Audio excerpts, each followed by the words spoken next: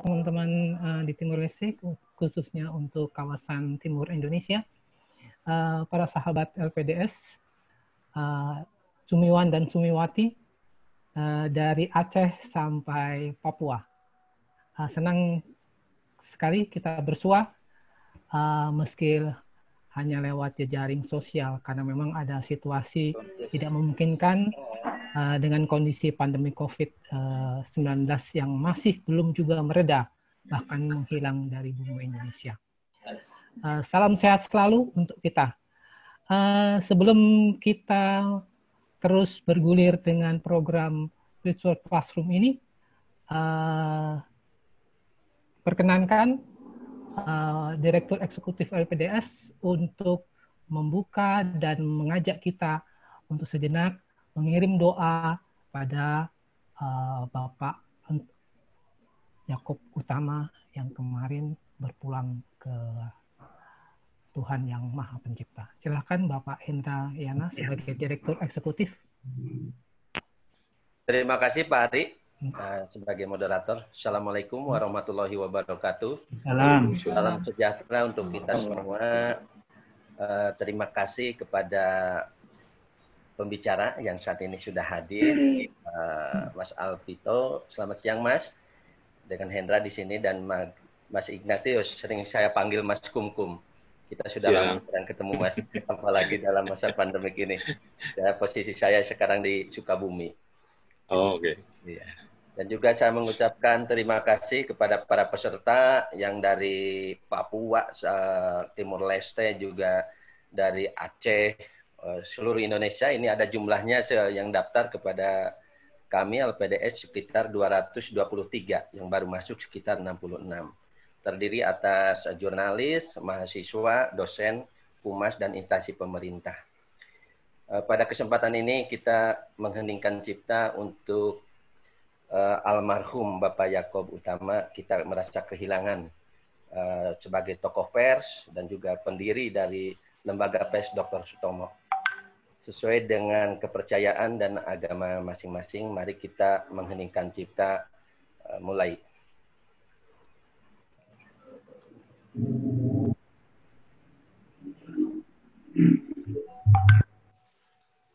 Selesai. Yang terakhir saya mengucapkan terima kasih kepada Jarum Foundation yang sudah mensupport acara virtual class LPDS ini. Kita udah menyelenggarakan Pak Gungkum sama Pak Abdito itu selama kurang lebih 3 bulan ini, udah yang ke-11 sekarang kita menyelenggarakan virtual class.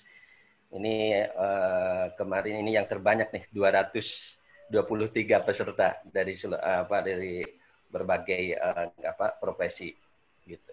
Semoga acara ini bermanfaat dan kita memfasilitasi ini untuk berbagi informasi untuk teman-teman di daerah yang saat ini selama ini kami selalu melakukan lokakarya atau workshop secara langsung ya, tapi dengan situasi COVID seperti ini kita melalui virtual seperti ini. Selamat menyimak untuk para peserta semuanya. Terima kasih. Saya kembalikan kepada Pak Ari sebagai moderator. Banyak terima kasih Kang Hendra. Keperkenalkan nama saya Arena Ari Wibowo, panggil saja Ari. Sebagai wartawan kantor Berita Antara mulai 91 sampai 2020. Kini saya membantu LPDS menjadi staf pengajar, kemudian asistensi untuk program-program.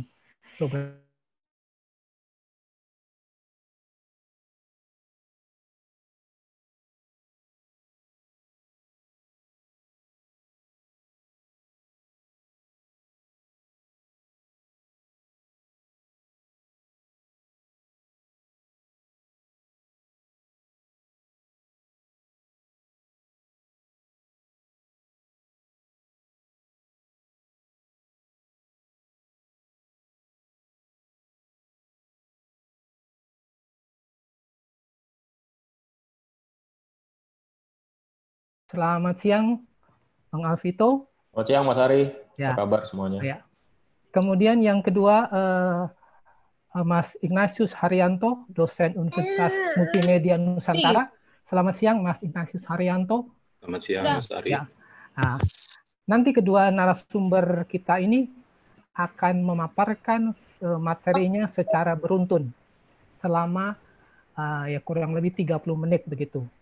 Setelah masing-masing pembicara mengutarakan paparan, maka dibuka sesi tanya jawab. Oke, tanpa hendak berpanjang kata, saya persilahkan Bang Alvito lebih dulu. Saya juga sebelum kita memulai acara ini, saya mengingatkan untuk peserta mengisi daftar hadir. Ya, itu pertama. Kedua, saya juga akan membacakan secara sekilas tata tertib Gala Virtual Classroom. Itu nanti peserta membaca makalahnya, presentasi narasumber. Kemudian peserta login ke tautan link yang sudah nanti akan itu dilakukan. Kemudian yang ketiga, menampilkan video diri itu sebagai etiknya. Kemudian yang keempat, dapat mengajukan pertanyaan melalui chat atau pesan percakapan saat narasumber masih melakukan presentasi. Kemudian peserta dapat mengacungkan jari atau mengangkat tangan saat akan bertanya. Nanti moderator akan mengatur lalu lintas pertanyaan, ya. Alangkah baik memang satu sesi kita buka 3 pertanyaan dulu supaya tidak terlalu padat nanti. Oke, tanpa perpanjang kata lagi, kami persilakan Bang Alvito untuk memaparkan materinya kepada kita. Yang hari ini hadir 80 peserta dari Papua, dari Aceh sampai Papua. Itu banyak dari kalangan media, dosen, kemudian dari pengajar juga. Saya kira itu saja. Bang Alvito, silahkan untuk memaparkan topik-topiknya. Baik, Mas Ari, terima kasih Bapak dan Ibu sekalian, teman-teman. Seharusnya kalau dilihat dari kepakaran gitu ya, harusnya Mas Ignatius duluan nih, lebih senior dari saya, harusnya beliau dulu yang presentasi, tapi urut abjad aja, Mas. Karena didaulat sama Mas Ari, akhirnya saya akan memulainya.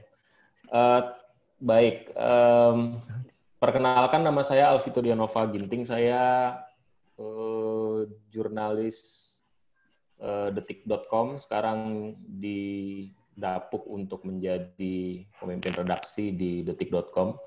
Ini merupakan tantangan sebenarnya buat saya karena sejak saya melaksanakan karya sebagai jurnalis dari tahun 2000, selama itu pula lah saya berkutat di industri televisi gitu. Nah, di tahun 2019 kemarin saya diminta untuk memegang detik.com, tantangan sekaligus juga ladang belajar yang baru. Dan saya merasa beruntung karena saya mendapat kesempatan untuk bekerja di detik.com ini karena banyak sekali hal yang baru di dunia digital.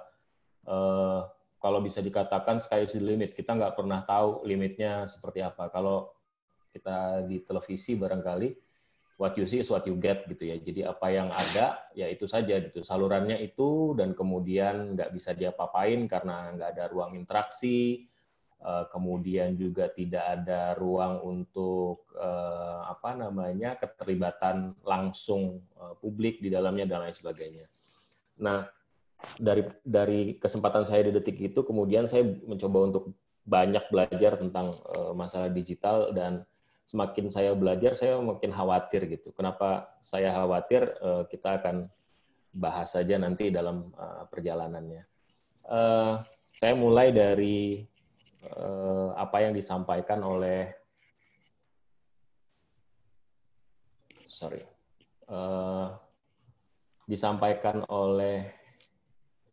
Rupert Murdoch. Bapak Ibu sekalian pasti sudah familiar dengan nama ini. Walaupun dia bukan jurnalis, tapi sepanjang hidupnya dia menggantungkan diri pada berita, dan berita adalah komoditas yang menghidupi dirinya dan keluarganya sehingga akhirnya menjadi konglomerat di bidang media gitu. Dia katakan bahwa teknologi telah mengubah atau menggerakkan, menyimpangkan lebih tepatnya, menyimpangkan kekuatan yang dimiliki oleh editor, dimiliki oleh publisher, dan elit media, serta institusinya gitu. Sekarang yang punya kuasa itu publik benar-benar in control. Jadi selama ini publik itu menjadi subjek saja gitu. Tapi sekarang publiklah yang kemudian menentukan. Kita sudah tahu bersama barangkali bagaimana kondisi yang terjadi sekarang, di mana publik sudah punya kuasa sebagai produsen dari konten, bukan hanya sebagai konsumen konten seperti masa lalu. Publik sudah tidak bisa lagi didikte oleh media, karena publik juga sudah punya kuasa ke arah sana. Nah, kemudian kita familiar dengan istilah jurnalisme warga atau citizen journalism gitu. Bagaimana kemudian publik sebagai konsumen yang sebelumnya hanya tergantung pada media sebagai sumber informasi, sekarang juga menjadi sumber informasi. Gitu ya. Muncullah kemudian era user generated content. Apa itu user generated content? User generated content adalah konten yang di-generate atau diciptakan oleh individu, users individual, atau peer group yang punya potensi untuk menciptakan engagement dan mengarahkan pembicaraan. Ini paling sering kita ketemu kondisi seperti ini adalah di Twitter barangkali sekarang ya. Apa yang kemudian akhirnya kita tahu sebagai buzzer misalnya begitu. Bagaimana sekelompok orang bisa mengarahkan pembicaraan sampai bisa menciptakan trending topic gitu. Di sini benar-benar menunjukkan bahwa potensi UGC itu sangat besar dan sangat kuat, bagaimana dia bisa mendrive pembicaraan, bisa menciptakan top of mind bagi masyarakat tentang apa yang harus dipikirkan dan apa yang harus dibicarakan. Sebagai catatan, individual dan peers ini adalah orang yang bukan profesional, orang-orang biasa. Yang profesional itu artinya jurnalis yang biasa menjadi agen penyampai informasi gitu ya, atau editors atau media elit. Mereka di luar dari sistem itu, di luar dari sistem jurnalisme itu. Apa yang menciptakan kondisi UGC sehingga bisa tumbuh dengan sangat-sangat signifikan? Yang pertama adalah platform. Zaman dulu kalau kita mau bikin media, kita dibatasi dengan kondisi-kondisi seperti modal, izin, kemudian kompetensi, dan yang paling penting itu ya saluran gitu ya, mediumnya. Nah sekarang medium udah nggak jadi isu lagi. Setelah muncul YouTube, muncul Instagram, muncul Facebook, banyak sekali TikTok sekarang yang luar biasa dahsyatnya bisa menciptakan kesempatan bagi orang-orang biasa yang pada akhirnya bisa menciptakan konten. Kalau nggak ada YouTube misalnya, orang seperti Just No Limit atau seperti Atta Halilintar atau Ria Ricis barangkali mungkin nggak pernah punya kesempatan untuk bisa jadi terkenal atau menyandang predikatnya sebagai konten kreator seperti sekarang, karena potensi yang diciptakan oleh YouTube ketika kita mau menciptakan konten, kita tidak membutuhkan lagi saluran-saluran yang menyulitkan kita. Given open space, kemudian gratis gitu. Bahkan dari situ kita bisa mengenerate income. Ya. Kemudian yang kedua adalah teknologi yang selalu berkembang, yang menciptakan kesempatan untuk mendevelop konten dan mendistribusikan konten menjadi sangat-sangat mungkin gitu ya. Teknologi menjadi sangat murah sekali sekarang dengan hanya merogoh kocek yang tidak seberapa, kita sudah bisa menjadi konten kreator, bisa menjadi terkenal, istilah selebgram kemudian, yang kalau kita lihat sehari-hari barangkali kita nggak pernah tahu orang ini siapa gitu ya. Tapi dia sangat-sangat populer di sosial media. Kenapa itu bisa terjadi? Karena teknologi yang memungkinkan itu. Nah, ini adalah tipe-tipe yang kemudian bisa dikategorikan sebagai UGC. Ada foto, ada video. Video ini menjadi sangat-sangat dahsyat sekali sekarang. Kemudian sosial platform, bagaimana kemudian kita bisa menjadi influencer, bisa mempengaruhi orang di di saluran-saluran sosial seperti aplikasi messaging, kemudian sosial media dan lain sebagainya. Ada blog, ada review dan forum gitu ya.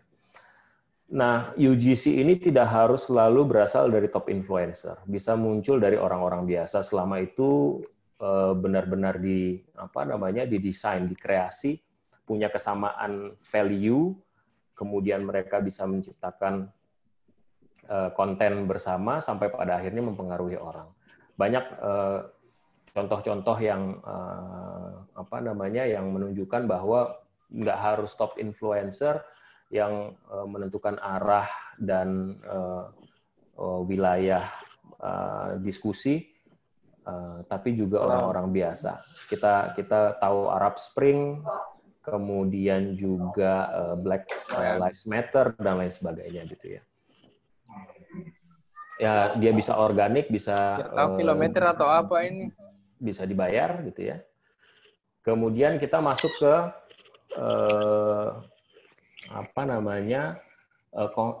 dunia konvergensi. Henry Jenkins adalah orang yang sangat-sangat konsisten bicara soal konvergensi, bahkan ketika Internet of Things itu belum semasif sekarang, gitu ya. Di kultur konvergensi itu dia mengatakan bahwa ada kondisi di mana kemudian tercipta peta teritori baru dalam media, di mana media lama dan media baru itu saling melakukan terinterseksi gitu ya. Media baru, media lama pada akhirnya harus mengikuti media baru, kemudian media baru akhirnya harus melakukan pola-pola yang diterapkan oleh media lama, seperti membuat konten tulisan dan lain sebagainya. Kemudian media grassroots dan media korporat saling bertabrakan, bertubrukan gitu ya. Kalau saya ingat waktu zaman SMA dulu ada media-media yang independen yang di standstill gitu untuk menyampaikan ide, menyampaikan proposisi mereka menyebarkan itu secara underground gitu ya. Kita nggak pernah bisa membayangkan media semacam itu bisa tumbuh gitu. Kalau sekarang itu nggak jadi isu lagi. Media yang besar yang dimiliki oleh korporasi dengan media yang kecil, media yang biasa-biasa saja bisa bisa sangat mempengaruhi dengan kondisi yang terjadi sekarang. Dan ini yang paling penting, di mana media produser dan media konsumer kekuatannya berinteraksi dengan cara yang tidak bisa diprediksi gitu ya. Seperti contoh begini, kalau media konvensional biasanya ada memegang kendali penyebarluasan konten. Mereka bisa mendikte publik di masa lalu, mana yang benar, mana yang salah, sehingga publik terpengaruh. Sekarang kondisinya media konvensional justru mengambil konten-kontennya dari media sosial. Semua yang viral itu kemudian diamplifikasi oleh media konvensional. Sampai pada akhirnya timbul kekhawatiran kalau misalnya begini terus peran media konvensional hanya memberikan amplifikasi pada konten-konten media sosial, maka suatu saat orang bertanya, apa gunanya lu? Gitu. Apa gunanya media konvensional? Karena saya bisa mendapatkan ini di media sosial. Selama dia tidak memberikan nilai tambah apapun dan melaksanakan kerja jurnalisme yang sesungguhnya, maka itu akan itu akan tertinggal. Kita akan bisa banyak berdiskusi di tempat itu sampai sejauh mana kemudian relevansi jurnalisme di masa yang akan datang masih menjadi penting.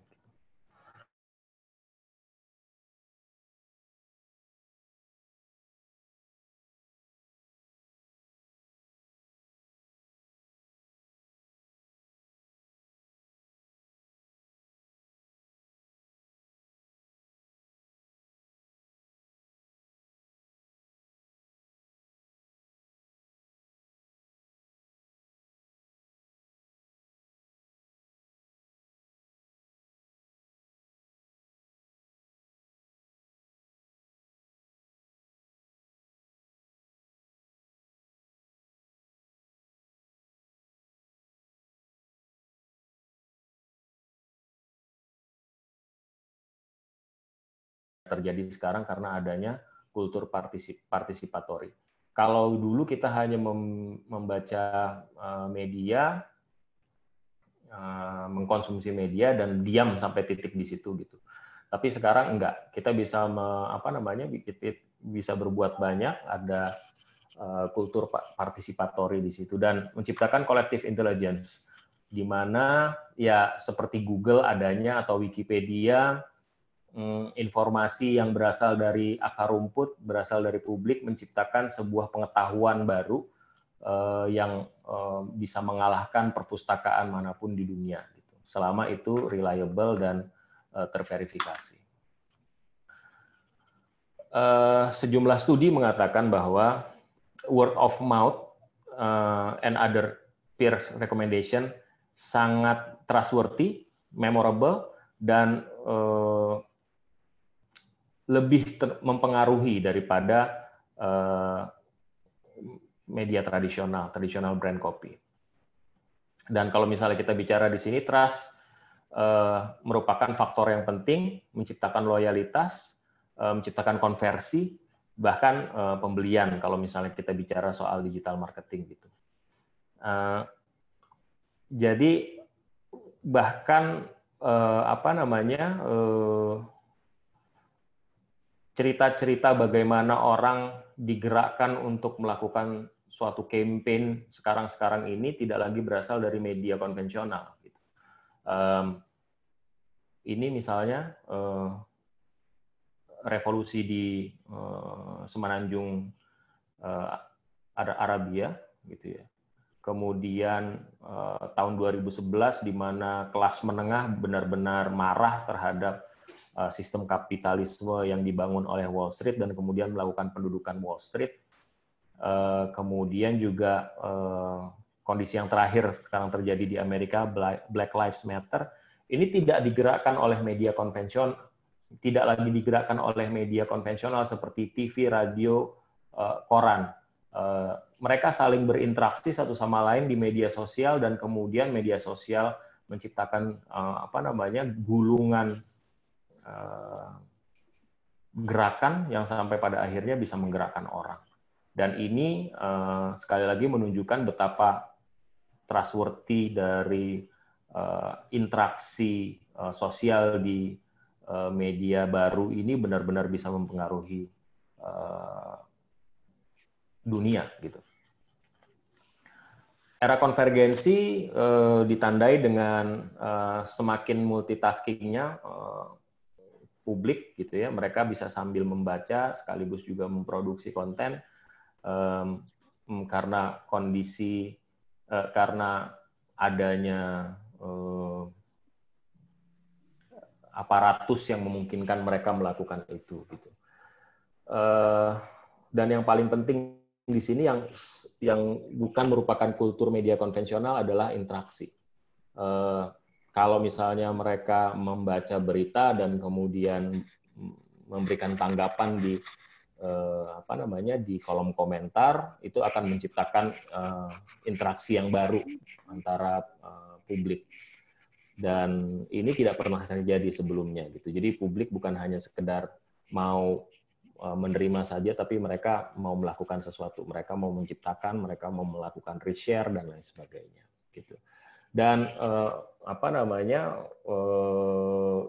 mereka work hard, play hard, dan adanya ekosistem battle, di mana siapa yang keluar sebagai pemenang adalah mereka-mereka yang sudah menciptakan ekosistem secara komprehensif.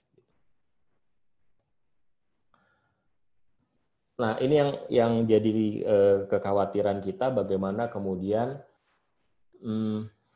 media konvensional sudah termakan dengan apa yang menjadi diskursus di media sosial, sehingga akhirnya semua yang terjadi di media sosial, semua yang viral kemudian diangkat gitu. Nah, artinya kan ya peran jurnalisme sebagai whistleblower gitu ya, itu sudah sekarang dirasa kurang. Kecuali ada beberapa media yang memang konsisten melakukan upaya-upaya tersebut. Tapi selebihnya ya selama kita tunduk sama nilai besar karena kita bicara dengan industri, maka rating dan share, oplah, kemudian traffic adalah segala-galanya, semakin banyak semakin bagus gitu.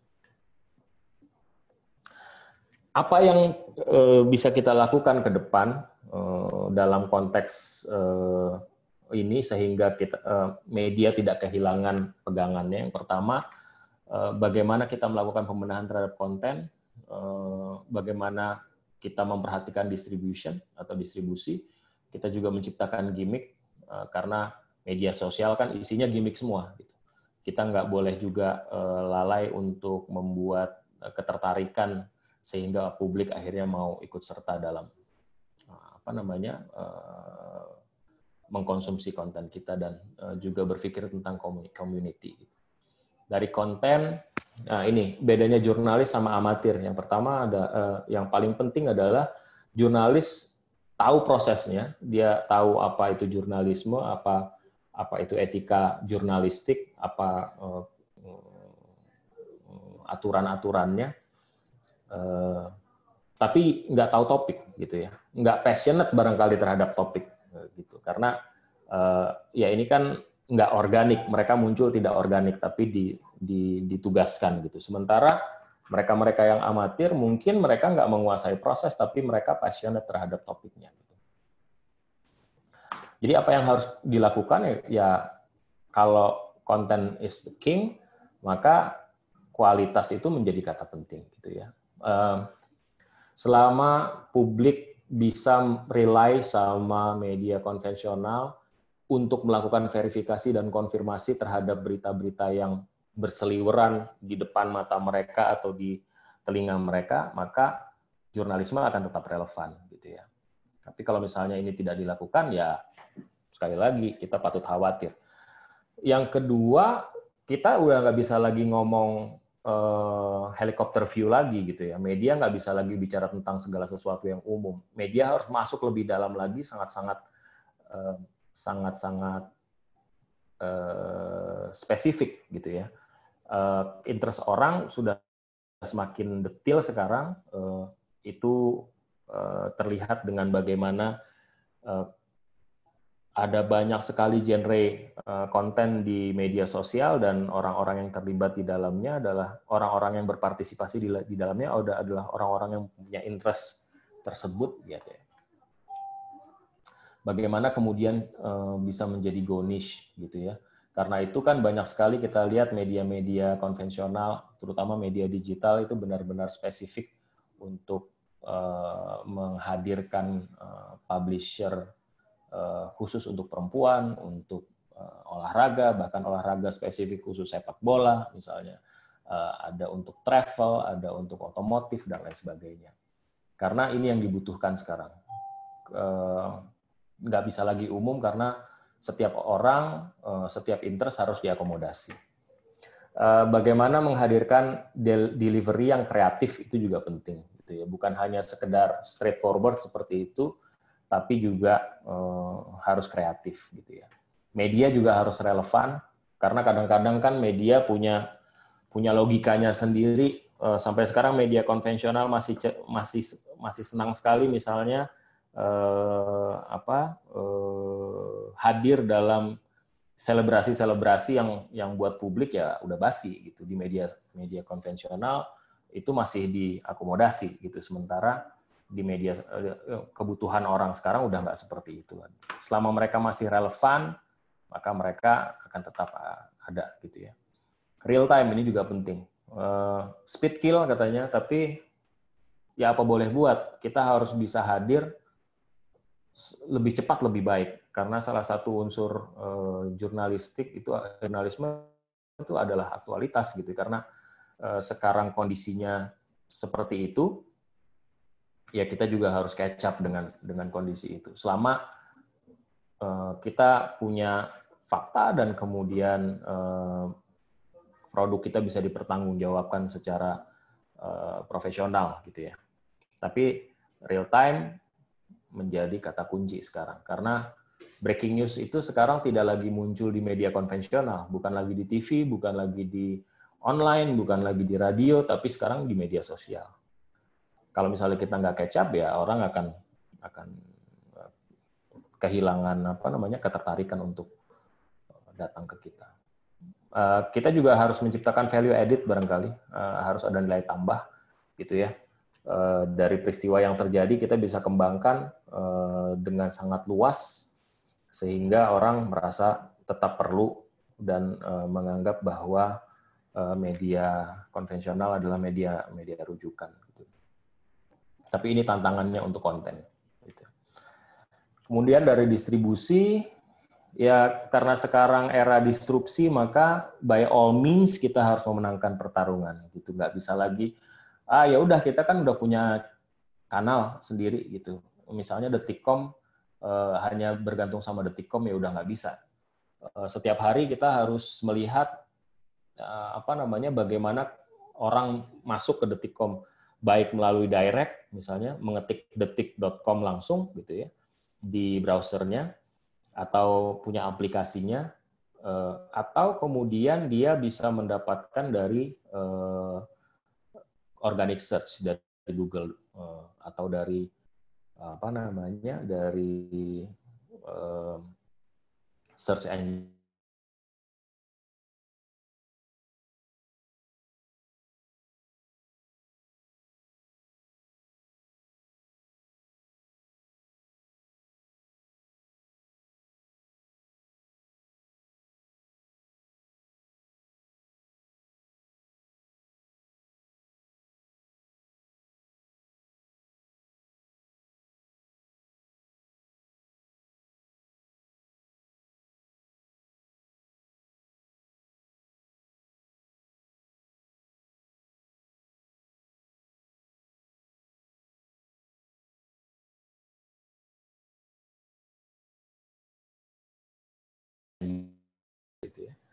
Kenapa? Karena ya ada keterbatasan yang pada akhirnya kalau misalnya kita mengikuti AMP, maka ada opportunity bisnis yang hilang misalnya begitu.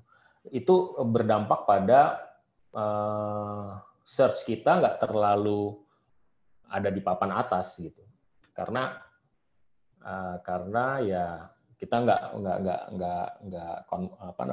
comply sama AMP-nya Google gitu. Tapi ya seperti saya katakan, bicara tentang hubungan antara kita dan Google, ya di satu titik kita harus ngikutin, tapi di satu titik atas nama kepentingan yang lebih besar lagi, ya kita mengatakan sorry, kita nggak bisa ngikutin semuanya. Gitu. Mas Alvito, waktunya 5 menit lagi. Oke. Ini juga sudah sebentar lagi. Oke.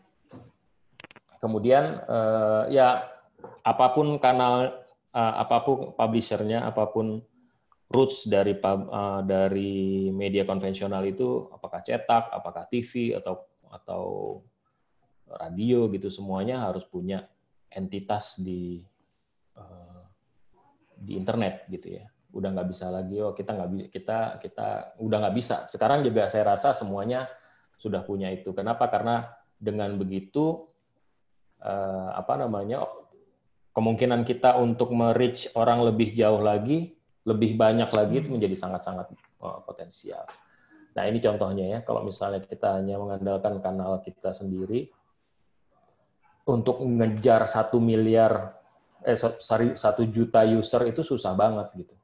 Tapi kalau misalnya kita pakai sosial media misalnya untuk mengandalkan pola distribusi kita, maka akan ada agen-agen yang kemudian membantu kita juga gitu ya.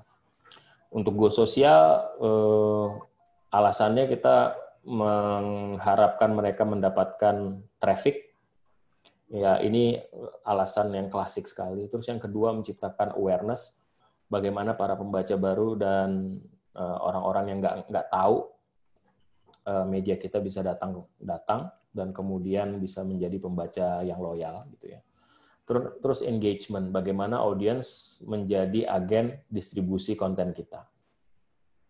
Ini bisa kita lewatin. Terus kemudian gimmick, ya kita bicara soal video. Hal yang pertama saya lakukan di Detikcom waktu saya bergabung adalah saya bicara gimana dengan videonya gitu. Karena ke depan, apalagi orang Indonesia kalau bisa nggak baca, kalau bisa diceritain gitu ya. Dan video lebih atraktif daripada teks pasti gitu. Jadi semuanya harus bicara soal video. Bahkan New York Times yang entitas koran konvensional itu juga sekarang sudah mengembangkan konten videonya dengan sangat-sangat serius. Gitu. Kita juga harus outreach audiens kita dengan secara langsung. Bagaimana kemudian kita bisa menciptakan mutual interest antara kita dan mereka, ya kita harus hadir kadang-kadang secara live, secara langsung untuk mereka. Grafik juga menjadi pilihan yang sangat-sangat menarik dan sangat-sangat penting, apalagi untuk milenial. Video dan grafik ini adalah dua cara delivery yang atraktif buat mereka dan kemudian mungkin membuat mereka tertarik untuk bergabung di media kita sebagai pembaca yang loyal atau audiens yang loyal. Reward program, ya ini juga teaser buat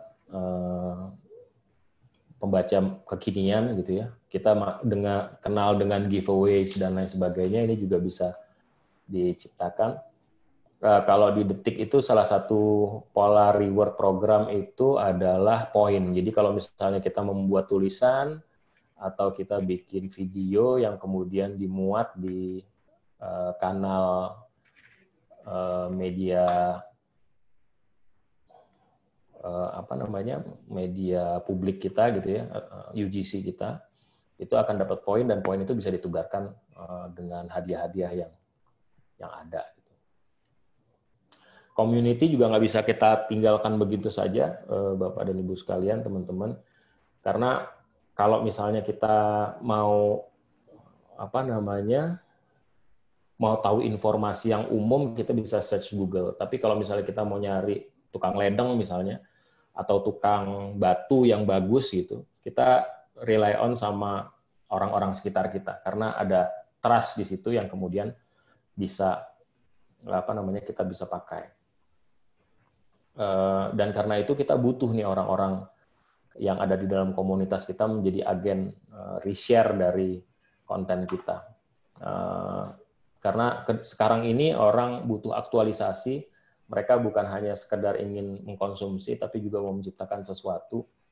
Tapi orang juga ingin melakukan sharing gitu ya, karena salah satu poin yang perlu diperhatikan adalah referral gitu ya. Bagaimana media kita disebarluaskan oleh agen-agen ini. Dan itu menciptakan network effect. Mereka akan menjadi digital kurator kita, karena kita punya kesamaan nilai yang yang kita share dengan mereka. Saya rasa itu dulu dari saya. Saya akan berhenti sampai di sini dan kemudian bisa kita lanjutkan dengan diskusi nanti. Silakan, okay. Mas Ari. Ya, baik. Terima kasih, Bang Alvito. Paparan yang cukup menarik, mengulik kita untuk nanti kita menggali sejumlah pertanyaan dan topik-topik yang lebih menarik. Setelah saya mendengar paparan Bang Alfi itu, saya jadi ingat ini satu adagium dari konten digital itu, bahwa setiap orang adalah sumber sekaligus pewarta pada dirinya sendiri.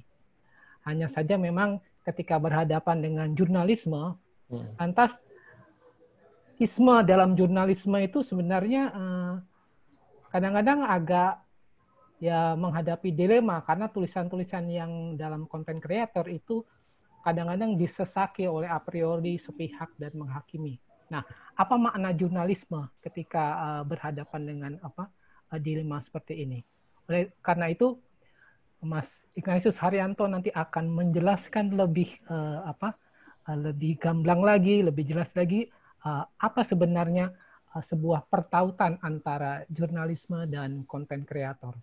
Saya kira itu sebuah introduksi saja. Silakan Mas Ignatius Haryanto untuk memaparkan bahan-bahannya kepada kita.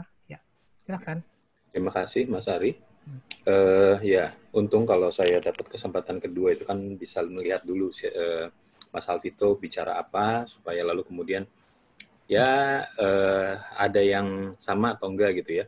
Ada satu dua bagian saya kira mungkin nanti akan agak sama, tetapi mungkin nanti perspektif saya mungkin sedikit berbeda. Izinkan saya untuk share screen sekarang.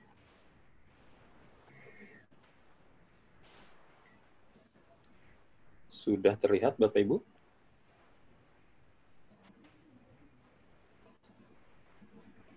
Oke, sebentar. Saya akan bikin full screen dulu. Sudah terlihat ya?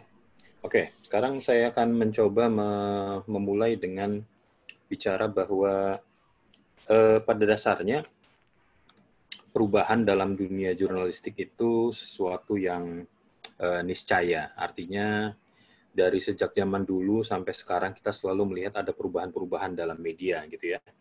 Bayangkan ketika dulu pertama kali misalnya tulisan ditemukan, aksara ditemukan gitu ya. Dan sampai lalu kemudian pada hari ini kita menggunakan alat yang sangat canggih untuk bisa menulis berita atau berbagi konten dengan pihak lain seperti itu gitu ya. Itu semua lewat satu proses yang memang sangat panjang.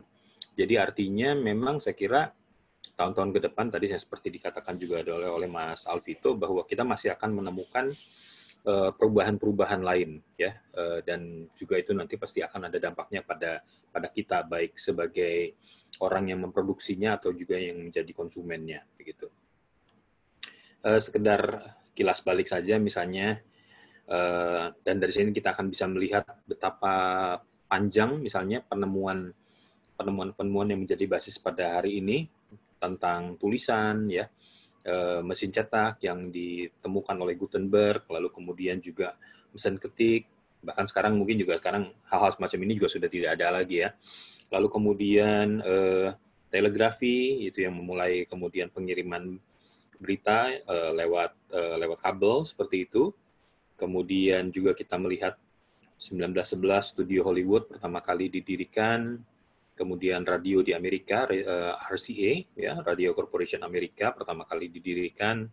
Tahun 26 muncul televisi. Sekarang kita melihat televisi sudah lagi bukan semata-mata menerima gambar seperti itu saja. Bahkan kita sekarang misalnya bisa menonton film secara on demand begitu ya. Atau kita tahu sekarang ada channel Netflix yang membuat kemudian sejumlah televisi kemudian khawatir ya, dan lain-lain seperti itu. Kita juga mencatat di sini misalnya penemuan seluler, perusahaan Microsoft berdiri seperti itu. Ini gambaran yang saya dapatkan dari sebuah buku yang ditulis oleh Asa Briggs, Sejarah Sosial Media seperti itu. Nah, tadi saya kira juga apa yang dikatakan Mas Alvito, bicara tentang ekosistem dalam dunia digital begitu ya. Di sini mungkin cara saya melihat sedikit berbeda. Ada perusahaan media, ada perusahaan teknologi, kemudian ada media sosial, Facebook, Twitter, Instagram, TikTok, ya. Bahkan sekarang saya kira orang mulai memperhitungkan bahwa TikTok bukan sekedar misalnya orang joget-joget atau nari-nari pendek, tapi kemudian itu juga bisa menciptakan konten atau bisa menyampaikan konten, ya. Nah, ini saya kira juga akan ada satu eksplorasi lagi ke depan seperti itu. Nah, lalu kemudian kita juga berhadapan dengan misalnya pengiklan, ya, konsumen media, walaupun kadang kemudian ini semua juga sekarang situasinya sedang banyak bergeser, gitu ya. Oke, ini perusahaan-perusahaan besar yang dikenal di tahun 2020 ini, dan beberapa diantaranya adalah perusahaan-perusahaan yang terkait dengan media. Media dalam arti penyedia teknologi atau juga kemudian penyedia konten, seperti itu. Ya. Oke, saya sedikit mau mengulik dari sisi yang lain. Kebetulan sudah beberapa tahun terakhir ini Reuters Institute yang berdomisili di London seperti itu punya sebuah laporan tahunan yang saya kira cukup komprehensif. Mereka menyebutnya Digital News Report. Ya, dia melakukan survei di lebih dari 60 negara di dunia. Sayangnya Indonesia tidak termasuk yang di survei. Negara terdekat yang disurvei itu adalah Singapura. Saya kira mungkin ini karena penghitungan dari Reuters yang menyasar ke negara-negara yang punya tingkat penetrasi internet lebih dari 60-70%. Dan dalam arti ini Indonesia belum sampai ke sana gitu ya. Oke, saya kebetulan selalu mengikuti laporan-laporan terbaru dari Reuters Institute ini, dan saya kira juga banyak menarik yang ditampilkan di sini. Dan saya kira juga mungkin para pelaku media juga perlu untuk sedikit melihat begitu ya apa yang jadi laporan di sini, karena bagaimanapun juga kita mungkin melihat juga ada sisi yang optimis dari laporan seperti ini, dan kita juga bisa melihat misalnya inovasi-inovasi apa yang dilakukan secara global ataupun juga di beberapa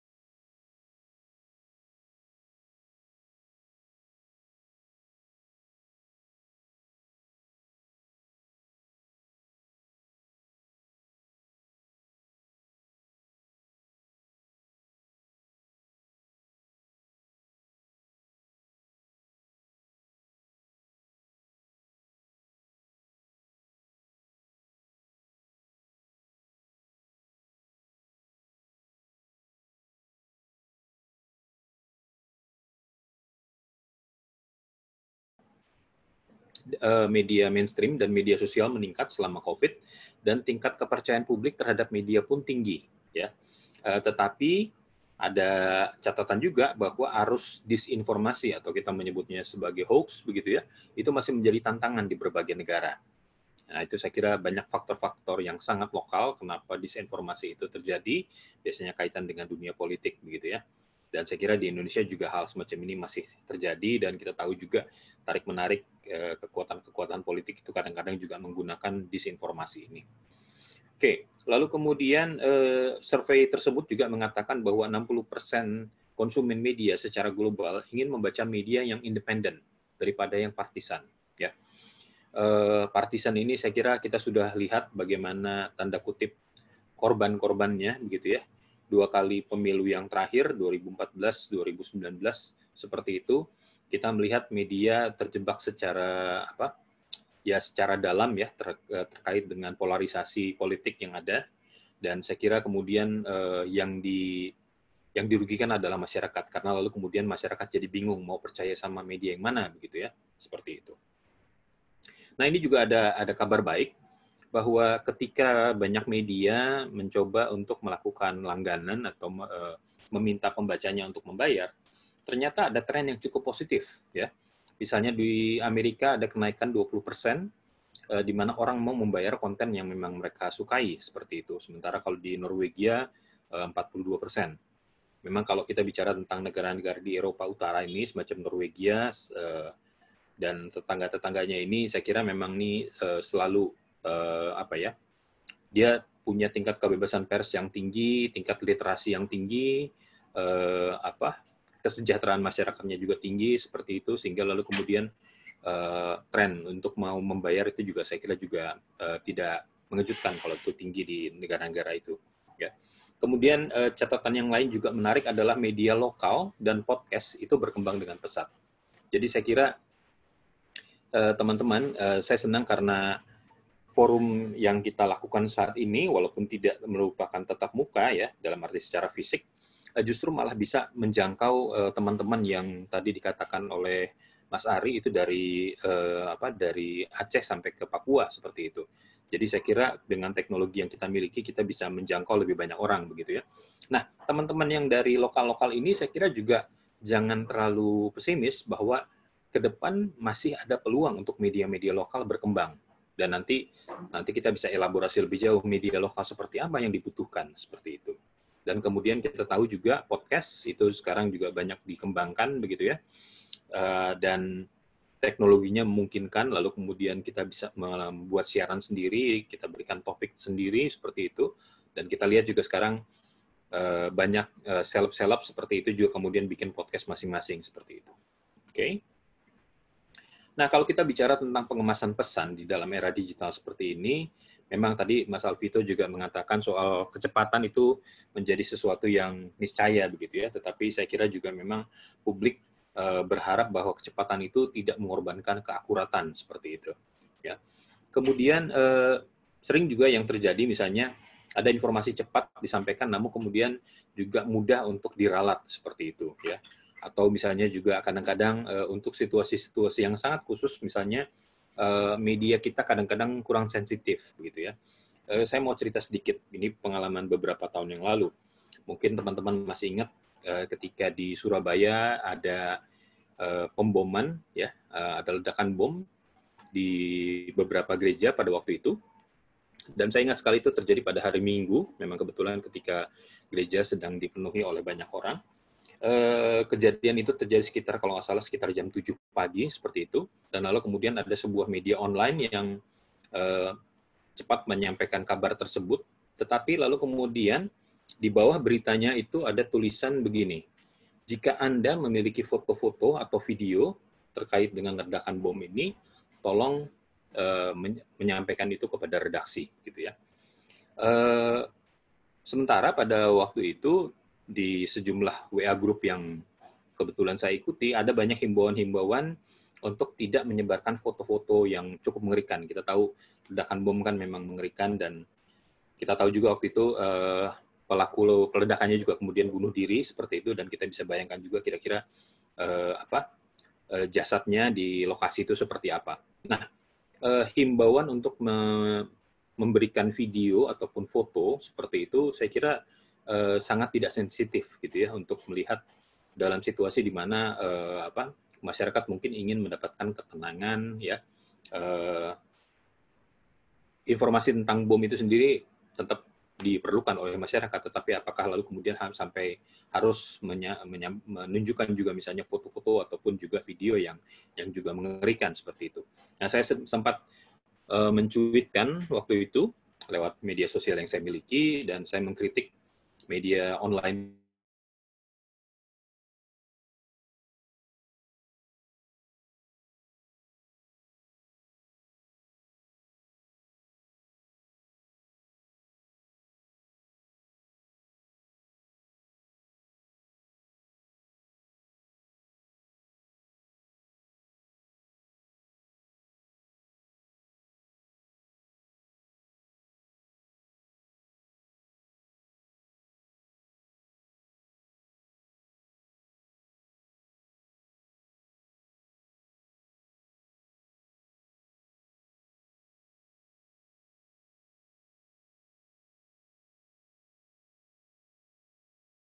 banyak sekali kanal-kanal yang muncul saat ini, dan tadi benar yang dikatakan oleh Mas Ari bahwa setiap orang saat ini bisa menjadi medianya itu sendiri begitu ya.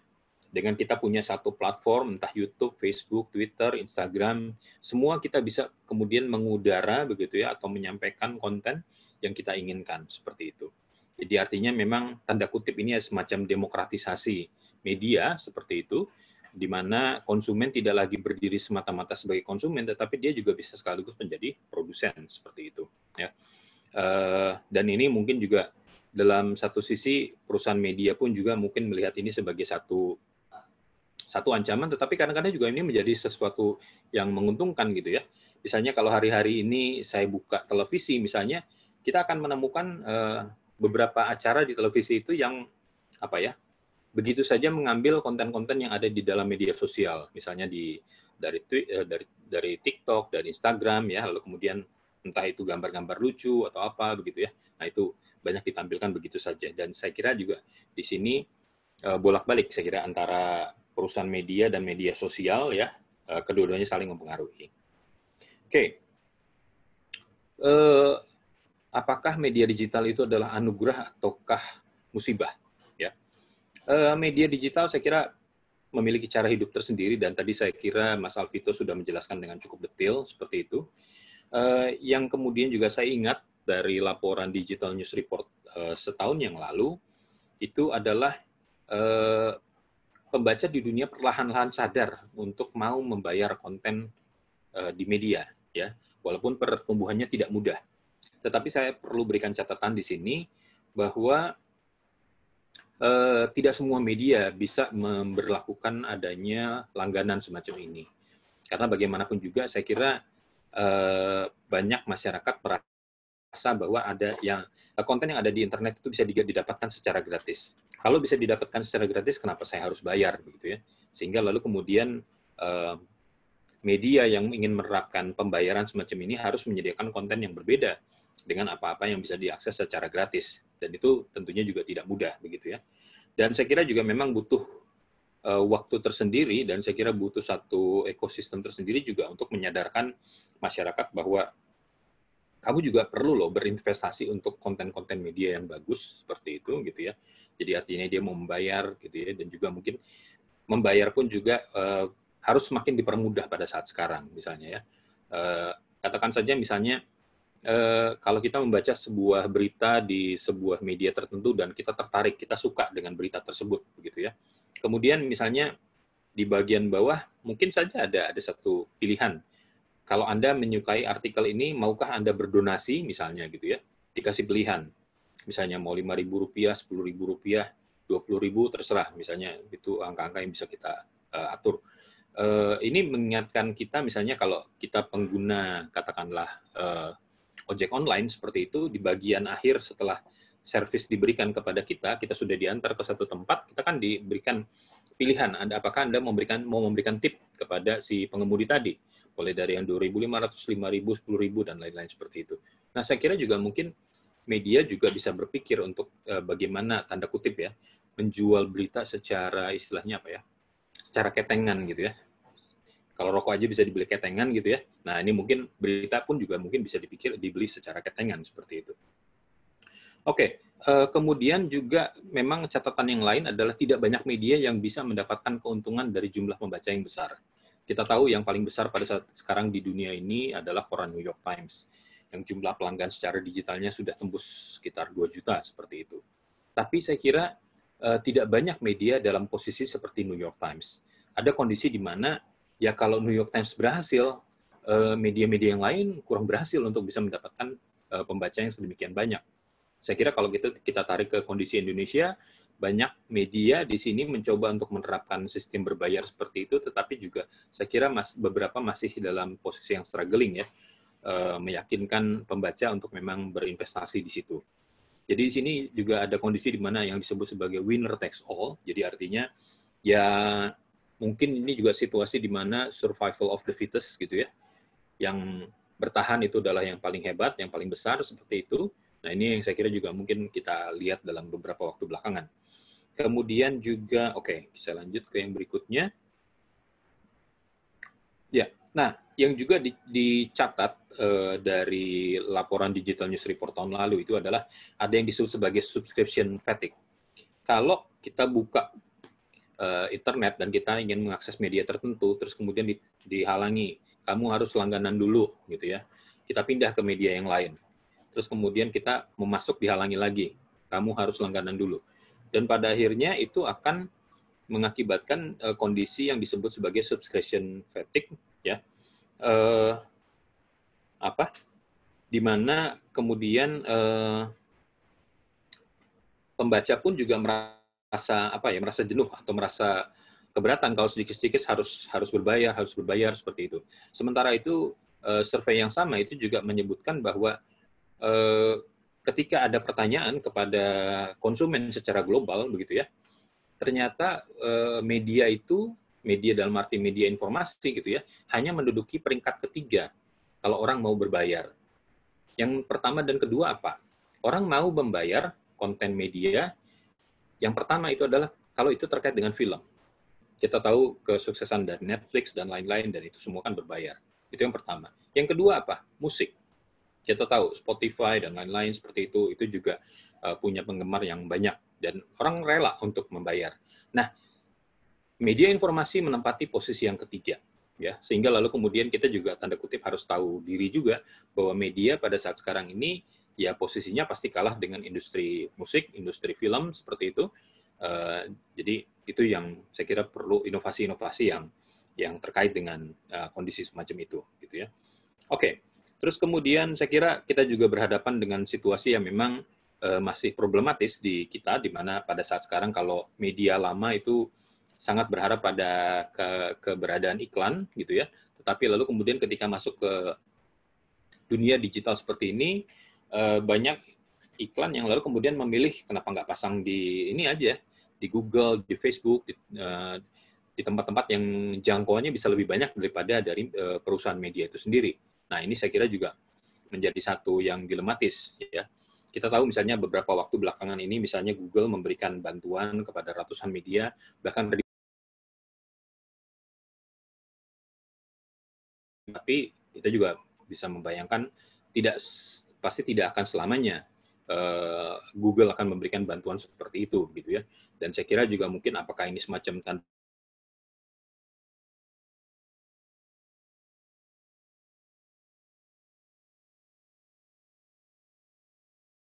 dari perusahaan media, dan sekarang dia berbagi sedikit dari apa yang sudah dia dapat sebelumnya. Saya kira di beberapa negara sudah ada upaya untuk melakukan memajaki perusahaan-perusahaan digital seperti ini, begitu ya. Kalau saya tidak salah ingat, misalnya di Jerman itu juga sudah berlaku, di Australia juga sudah berlaku seperti itu. Saya kira pemerintah Indonesia pun juga sedang berpikir untuk bagaimana caranya memajaki, tetapi itu saja tentu tidak mudah karena kompleksitas dari entitas global itu, kemudian juga terkait dengan sistem perpajakan masing-masing, itu juga saya kira ada masalah tersebut. Oke, kalau tadi Mas Alvito menyebut soal traffic, saya juga menyebut soal traffic. Ya, saya sebagai pembaca misalnya kadang-kadang suka kesal misalnya untuk membaca satu artikel 10 alinea itu dipecah menjadi 5 halaman. Jadi saya harus mengklik 5 kali untuk bisa mendapatkan gambaran seluruhnya. Kadang-kadang bahkan yang paling akhir itu sebenarnya cuma nama reporter sama editornya doang gitu ya. Karena saya pikir di halaman terakhir mungkin itu kesimpulannya kali ya. Begitu saya klik, ternyata cuma nama reporter.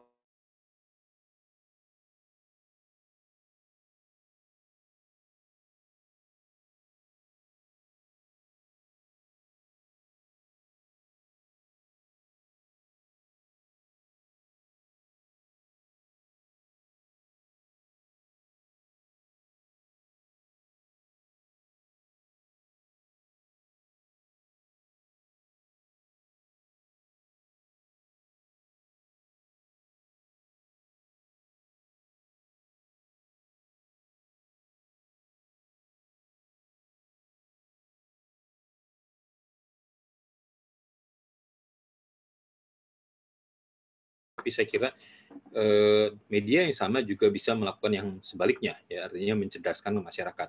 Saya kira ada gium misalnya bahwa masyarakat hari ini hanya mau membaca berita-berita yang pendek. Saya kira pelan-pelan bisa ditinggalkan hal itu, karena kita juga melihat ada beberapa produk-produk media yang cukup panjang, ya, long form journalism semacam itu yang juga mulai disukai oleh banyak pembaca seperti itu, karena lebih komprehensif. Lalu kemudian juga kita dimanja dengan adanya foto-foto yang bagus, infografis, dan lain-lain. Nah, ini saya kira juga tantangan buat media-media untuk menyajikan hal-hal semacam itu, gitu ya. Oke, lalu kemudian, ya, intinya memang kreativitas selalu dituntut untuk menghasilkan konten-konten yang baik, yang kemudian akhirnya akan menemukan pembacanya. Misalnya saya sering kebetulan misalnya menguji skripsi mahasiswa di kampus misalnya ya, ada banyak mahasiswa misalnya sangat tertarik dengan media seperti Tirto. Dan saya kira misalnya ketika juga saya membaca Tirto, Tirto itu banyak menunjukkan elemen-elemen yang terkait dengan sejarah gitu ya, sejarah dari suatu peristiwa, seorang tokoh, dan lain-lain seperti itu. Dan ternyata cara Tirto menampilkan itu sesuatu yang dianggap menarik untuk masih anak-anak zaman sekarang begitu ya. Nah, saya kira ini juga artinya ada satu harapan bahwa satu konten yang bagus yang dikemas dengan baik itu juga akan menemukan pembacanya. Oke.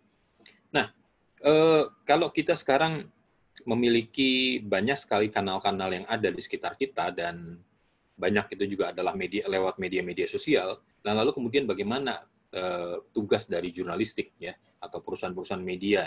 Dan saya kira di sini kalau kita bicara fungsi dasar dari sebuah media itu kan melakukan memberikan informasi begitu ya. Tapi sekarang saya kira tambahan fungsinya terkait dengan itu juga adalah bagaimana melakukan verifikasi terhadap informasi-informasi yang datang dari media-media sosial seperti itu. Kita berhadapan dengan juga disinformasi begitu ya. Tadinya saya berpikir bahwa setelah kita selesai dengan pemilu 2019 mungkin yang namanya hoax itu bisa mereda, tapi ternyata tidak gitu ya. Kita tahu ketika masuk COVID seperti itu ada puluhan disinformasi juga terkait dengan masalah COVID dan lain-lain seperti itu.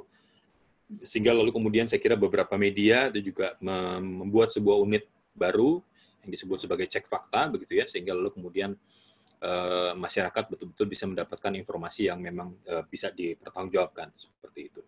Oke, bagaimana masa depan media pada saat sekarang? Ya memang situasi COVID ini tidak menguntungkan buat media. Kalaupun media mendapatkan bantuan dari pemerintah seperti yang beberapa waktu lalu dilakukan, ya harus dilihat bahwa media ini adalah bagian dari industri yang saya kira juga bersama dengan industri-industri yang lain juga mendapat bantuan dari pemerintah. Jadi artinya pendapatan atau pemasukan yang dimiliki pemerintah bukan semata-mata milik pemerintah, tetap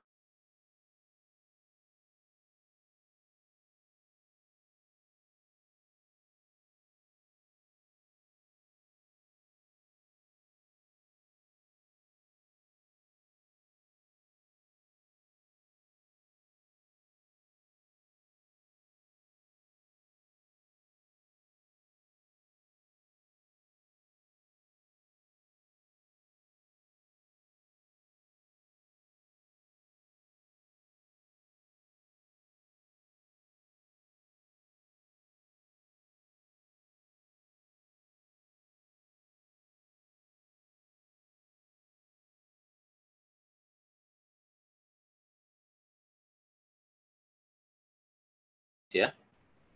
Saya kira mudah-mudahan dengan cara yang seperti ini media akan bisa lebih berumur panjang ke depannya.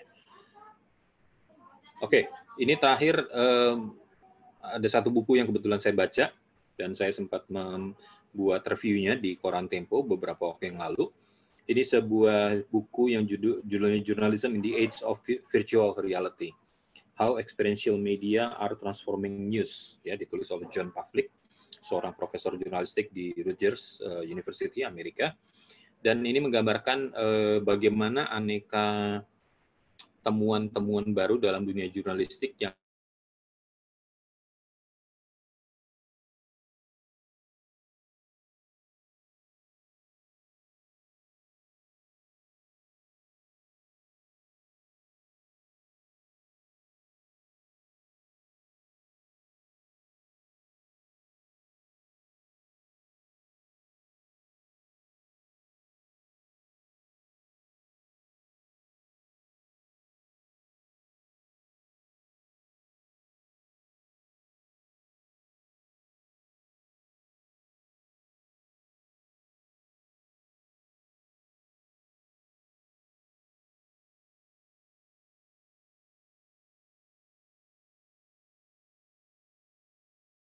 infrastruktur yang saya kira harus diberesi juga. Ya. Ya, ini saya kira bagian terakhir. Perubahan adalah sebuah keniscayaan dalam dunia media atau dunia jurnalistik. Pada saat berubah, kita memerlukan menyisakan tempat untuk merefleksikan perkembangan ini, memilih mana perkembangan yang mau kita diikuti, dan kemudian apakah ada gunanya. Yang saya percaya kegiatan jurnalistik akan tetap ada, walaupun dari sisi format mungkin akan mengalami perubahan-perubahan. Mungkin surat kabar atau media cetak mungkin tidak ada lagi misalnya dalam sekian waktu ke depan, tapi saya kira kegiatan jurnalistik akan selalu ada. Ya. dalam situasi yang tidak menentu seperti ini, ada baiknya media-media ataupun serikat media atau misalnya perusahaan-perusahaan media meluangkan waktu untuk melakukan penelitian, meneliti perkembangan ke depan, melihat para konsumennya dan sebelum untuk menentukan langkah-langkah yang lebih lanjut seperti itu. Ya, saya kira itu dari saya dan mudah-mudahan nanti mungkin kita bisa elaborasi lebih lagi lah dalam diskusi. Terima kasih. Silakan Mas Ari. Terima kasih Mas Ignatius Haryanto, paparan yang menarik. Saya jadi ingat ini pertanyaan cukup menohok antara hubungan antara jurnalisme dan media sosial dari David Levy, itu direktur dari Reuters Institute. Dia mengajukan satu pertanyaan yang cukup menggugah. Dia bertanya, apakah media konvensional mesti mengikuti model penyajian informasi yang instan, patah-patah, sepihak dan ekspresif, dan serba cepat khas media sosial. Pertanyaan ini secara telak diajukan oleh David Levy, dan persis David Levy menjawab, media konvensional tidak perlu mengikuti gaya media media konvensional tidak perlu mengikuti gaya media sosial. Karena apa? Karena di situ ada habitat kompetitor yang jauh lebih kuat. Dia sebut Facebook, YouTube, dan Twitter. Seperti itu. Ini ada 3 raksasa yang akan katakanlah sudah familiar dengan gaya jurnalistik yang tadi itu. Terpatah-patah, sepihak, dan serba cepat. Nah, seperti itu. Nah, oke. Untuk tidak berpanjang lebar, sudah ada 8 pertanyaan untuk Mas Alvito. Itu pertama dari Marianto.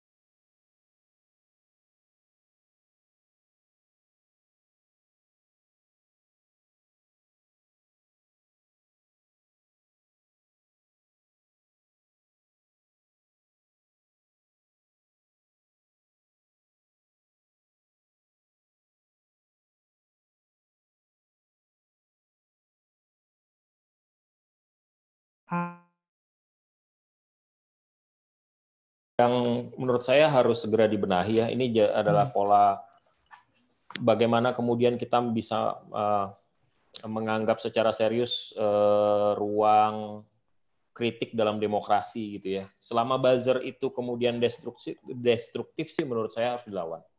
Gitu ya. Detik punya pengalaman yang lumayan banyak sebenarnya terjadi di era-era sekarang ya. Kalau berdasarkan keterangan dari teman-teman, karena saya juga baru masuk 2019 kemarin, ramainya justru sekarang buzzer-buzzer itu. Dan itu biasanya punya kecenderungan sebenarnya gini, buzzer itu menurut saya adalah pengganggu ya. Kalau zaman dulu bentuk intimidasinya fisik barangkali, karena sekarang orang agak malu barangkali melakukan intimidasi terhadap jurnalis secara fisik, maka dilakukan secara daring begitu ya. Selama itu, kalau menurut saya gini, buzzer kalau misalnya ditanggepin secara serius, kalau misalnya tidak damaging, nggak terlalu mengganggu sekali, dianggap aja sebagai bagian dari kerja kekinian barangkali sekarang. Karena ternyata masih banyak orang yang anti kritik gitu ya, dan kemudian memanfaatkan buzzer-buzzer ini untuk mengintimidasi orang yang pihak yang menyampaikan kritik, walaupun sebenarnya kritiknya faktual gitu ya dan relevan. Gitu ya. Kalau misalnya nggak terlalu mengganggu, menurut saya dianggap sebagai angin lalu saja, karena semakin ditanggepin mereka akan semakin hidup. Karena buzzer ini kan hidup dari bayaran. Kalau misalnya mereka ditanggepin secara serius, orang yang membayar kemudian melihat, mereka bisa appeal ke orang yang membayar dan mengatakan kerja kami sudah baik gitu, karena orang yang kami ganggu merasa terganggu. Tapi kalau sudah mengganggu secara kriminal, menurut saya teror secara kriminal, melanggar undang-undang, ya baiknya dilaporkan. Teman-teman beberapa teman kemarin di-hack sampai Tempo.co itu hilang face-nya gitu ya, di face sedemikian rupa sehingga mengganggu orang mengkonsumsi Tempo.co, itu dilaporkan saja. Tapi kalau misalnya masih bisa diakomodasi, kita ketawa-ketawa aja sih nanggepinnya. Kalau misalnya kita tanggepin secara serius, mereka malah senang menurut saya. Tapi kalau misalnya mau karena gini, susah dilawannya, nggak bisa dilawan karena mereka nggak ada gitu ya. Akun-akun ini adalah akun-akun anonim biasanya, dan mereka bergerombol membuat cyber army, dan kemudian memang tugasnya adalah mempengaruhi, mengganggu jurnalis. Kalau misalnya nggak terlalu mengganggu, menurut saya biarkan saja. Tapi kalau sudah mengganggu, bentuk terornya itu kan selain melakukan hacking terhadap media digital juga aneh-aneh tuh. Teman-teman, ada reporter Detik yang dikirimin makanan oleh Gojek. Jadi seolah-olah dia memesan GoFood, dan itu ada 11 Gojek kemudian datang membawa makanan ke rumah dia, diakumulasi belanjanya itu sekitar 1 jutaan. Entah siapa yang memesan, tapi itu bentuk teror menurut saya, dan itu harus dilaporkan.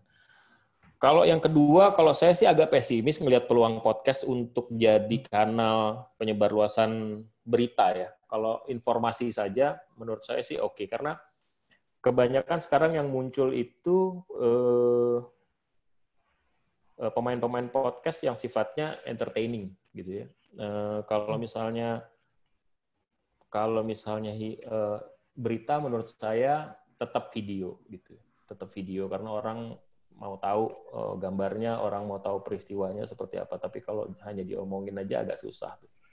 Kalau menurut saya sih itu. Kecuali dia menjadi wadah untuk diskursus isu berita, itu mungkin bisa ngebahas tentang penanganan COVID yang nggak optimal, misalnya ancaman resesi dan lain sebagainya. Itu mungkin masih bisa, tapi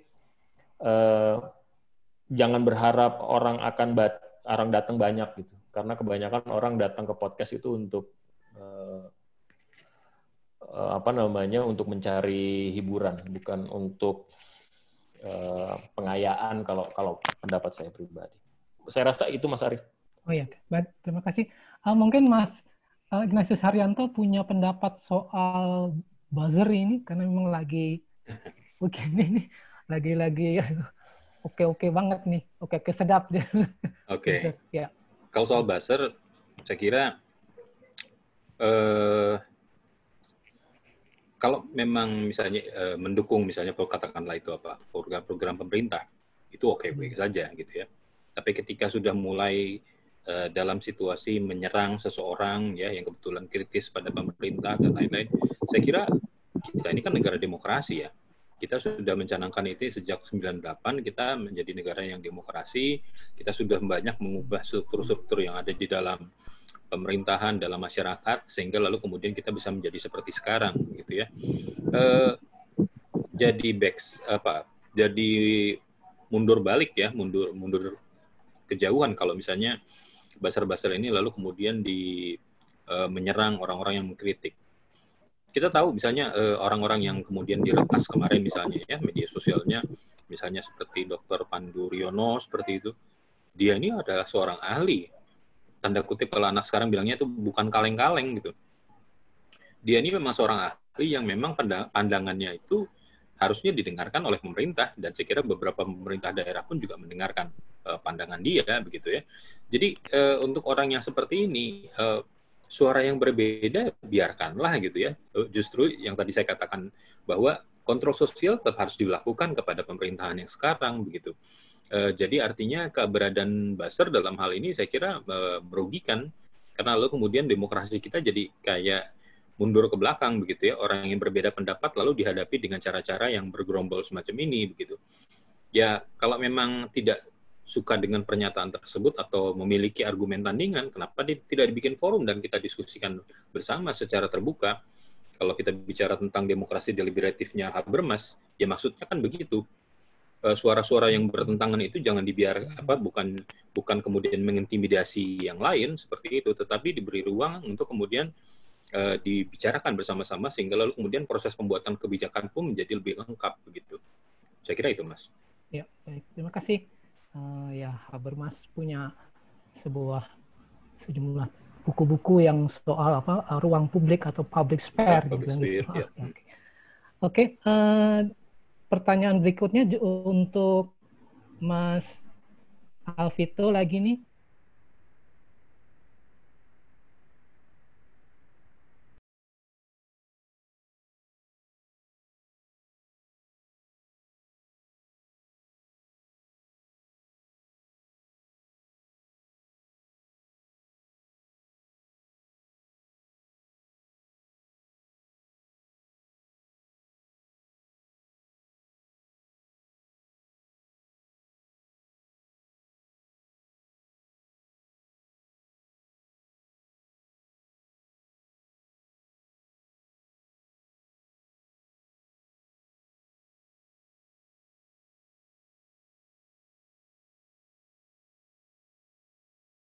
Media konvensional yang mengambil ini jadi fenomena banyak media sih ya, media digital, terutama media digital dan televisi barangkali. Kalau data menurut saya sepanjang diambil dari akun yang bernama dan terverifikasi adalah orang tersebut dan orang tersebut punya potensi kepakaran gitu ya. Menurut saya nggak apa-apa selama bisa dipertanggungjawabkan datanya gitu. Karena kan kita juga bisa menjadikan sosial media itu sebagai lahan untuk mencari informasi juga gitu ya. Jadi kalau menurut saya sih nggak apa-apa selama dia terverifikasi. Yang jadi masalah itu kalau misalnya kita nggak jelas sumbernya siapa gitu ya, dan itu diambil begitu saja. Ke depan sih menurut saya ngambil di sosial media boleh selama itu tidak hanya menghadirkan apa adanya gitu ya. Saya masih ingat sekali kesalahan fatal yang dilakukan oleh jurnalis gitu ya. Beberapa tahun yang lalu ada seorang anak bercerita secara viral di sosial media yang mengatakan bahwa dia habis diculik. Dia habis diculik, tapi bisa melepaskan diri dan kemudian bercerita secara detail tentang apa yang terjadi di balik penculikan itu. Dan ramai-ramai semua media mengangkat itu, gitu. Tanpa berusaha untuk melakukan verifikasi, konfirmasi tentang apa yang terjadi, melakukan pendalaman, melakukan kerja jurnalistik lah seharusnya gitu ya. Jadi hanya menggambarkan dan menceritakan itu saja gitu, karena itu sangat viral.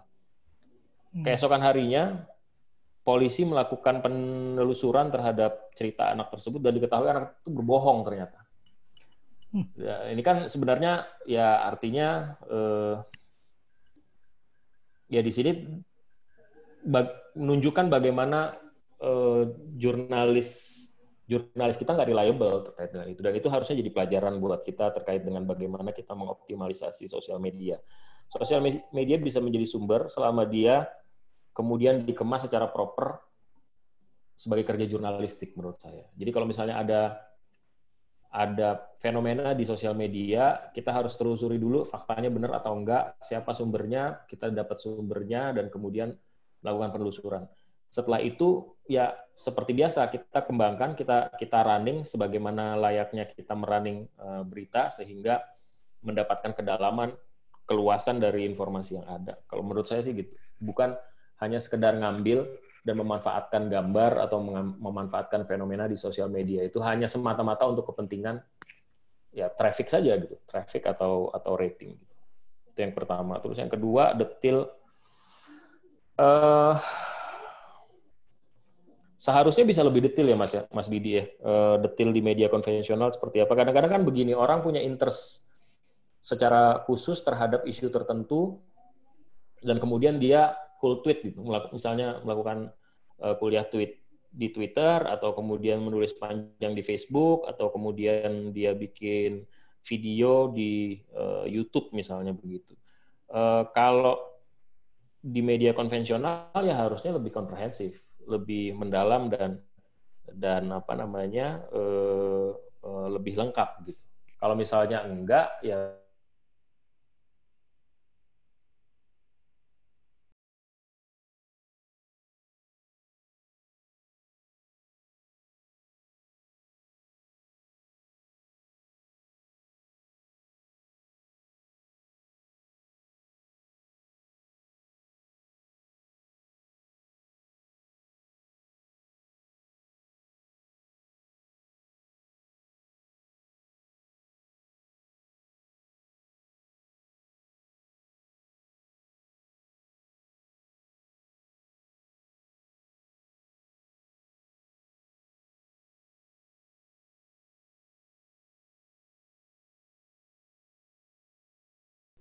Nova, dia tanya, dengan adanya kecenderungan orang yang menyukai media sosial, apa yang harus dilakukan media konvensional agar tetap eksis? Itu pertanyaan pertama. Pertanyaan kedua dari Berita Sampit, dari Ibrahim. Terkadang media nasional ada yang mengambil isi berita dalam konteks tersebut seperti apa pertanggungjawab media tersebut, karena terkadang mereka tidak meminta izin atau minta didapat dari mana data itu. Jadi lebih pada narasumbernya. Oke, Mas Ignatius Haryanto, itu 2 pertanyaan dulu. Oke. Ya, silakan.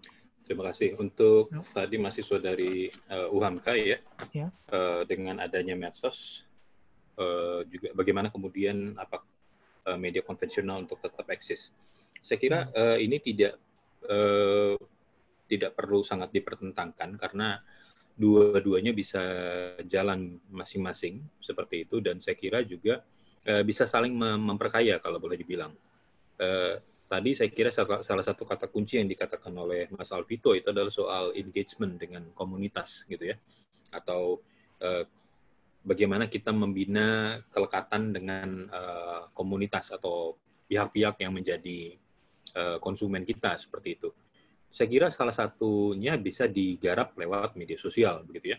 Misalnya kita tahu juga misalnya sejumlah media konvensional bahkan kemudian juga punya kanal di YouTube gitu ya.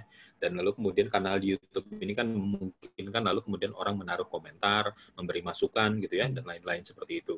Atau juga kemudian kita tahu media-media online juga sangat biasa untuk membuka kolom komentar seperti itu gitu ya. Jadi saya kira itu adalah bentuk-bentuk di mana engagement dengan community itu bisa dibangun begitu. Dan memang tidak mudah menjalankan media pada hari ini, harus saya akui gitu ya. 10 tahun saya jadi wartawan dulu tuh masih jadi wartawan cetak doang begitu. Dengan kondisi sekarang saya kira memang tugas dari para pengelola media konvensional ini memang sangat berat gitu ya. Berhadapan dengan banyak sekali pihak-pihak yang harus dipertimbangkan begitu. Dan buat saya tadi seperti yang saya katakan bahwa media sosial tidak seluruhnya apa yang ada di media sosial itu bisa kita percaya begitu ya.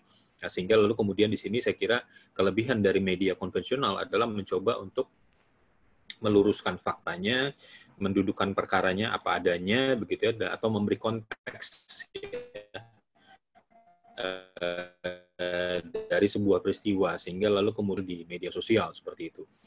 Kadang-kadang media sosial ini kan kadang-kadang buat saya juga ada sesuatu yang ironis juga gitu ya. Misalnya katakanlah gitu ya, seorang guru besar atau seorang profesor memposting sesuatu, tapi lalu kemudian bisa ditanggapi begitu saja oleh misalnya kok anak SMA gitu.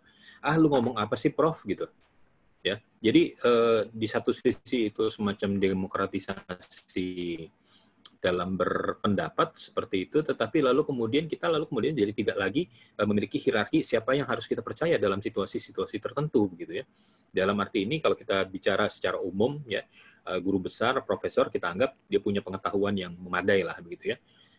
Sehingga lalu kemudian mungkin apa yang dia sampaikan perlu kita dengarkan ya, dibandingkan dengan misalnya seorang netizen biasa misalnya seperti itu gitu ya.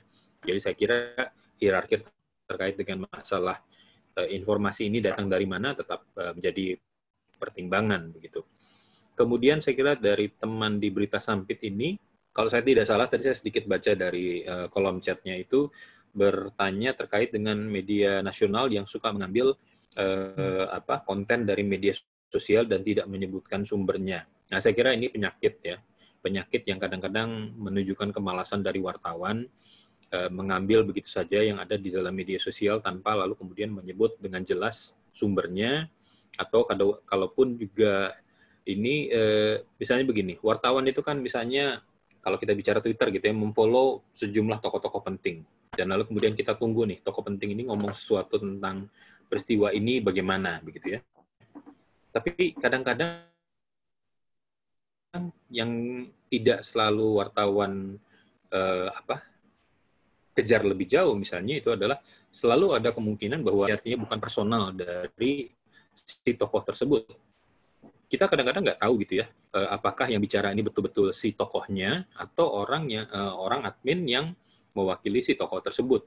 Kita pernah juga punya kejadian admin yang kemudian kelewatan gitu ya, memposting minat dia pribadi, padahal dia sedang merepresentasikan seorang tokoh gitu ya, sehingga lalu kemudian orang yang melihat tweetnya juga jadi aneh gitu, loh kok si X ini tiba-tiba ngomongin misalnya tentang K-pop misalnya gitu ya, sesuatu yang mungkin nggak kebayang begitu. Nah, jadi artinya di sini kita perlu mempertimbangkan bahwa media sosial apapun yang ada di sana, kita tidak perlakukan sebagai satu-satunya kebenaran atau satu-satunya informasi, tetap harus dilakukan verifikasi, tetap harus disandingkan dengan sumber-sumber yang lain seperti itu. Atau kalaupun ini paling jauh kita bisa mengatakan misalnya Ciutan X di Twitternya mengatakan begini-begini gitu ya. Tapi tidak kita mengatakan bahwa si X mengatakan demikian gitu ya. Tapi tetap kita harus katakan bahwa itu dia sampaikan lewat Twitternya. Perkara bahwa itu dikelola oleh adminnya ataukah yang ditulis oleh yang bersangkutan, di sini saya kira lalu kemudian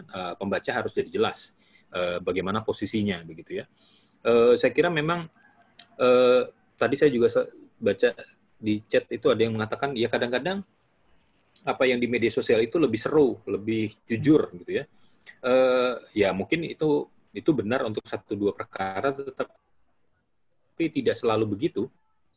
Karena dalam banyak hal saya kira juga ketika ingin ditampilkan kepada publik ya harus dilakukan verifikasi juga begitu ya. Bagaimanapun juga misalnya para wartawan yang bekerja di media konvensional itu diikat dengan etika. Dewan Pers mengawasi ya. Lalu kemudian juga ada pertanggungjawaban entah dari yang bersangkutan, redakturnya, pemretnya dan lain-lain semacam itu. Tapi bagaimana dengan media sosial atau tadi kita bicara tentang buzzer. Mereka punya etika apa enggak? Siapa yang ngawasin buzzer ya? Terus kemudian bagaimana buzzer ini bertanggung jawab terhadap apa-apa yang mereka lakukan semacam itu. Nah, itu kan semua enggak ada.